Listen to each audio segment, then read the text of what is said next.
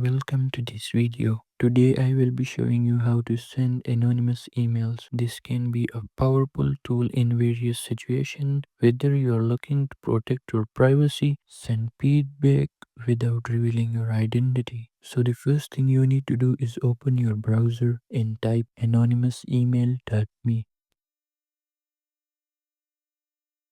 and you will land on this page. This is your email address or anonymous email address. You can change it, and this is the recipient email address. Type the recipient email address here. For example, I will type mine, and in the subject portion you can type the title of your problem or whatever you like. For example, for me I will type this is test.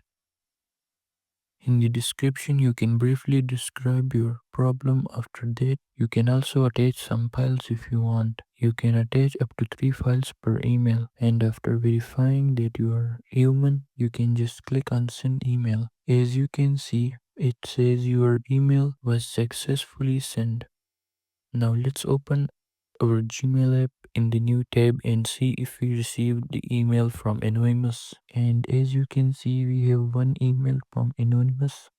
Click on it to see the full message. So that's it for this video. Make sure to like and subscribe for more videos. Thanks for watching.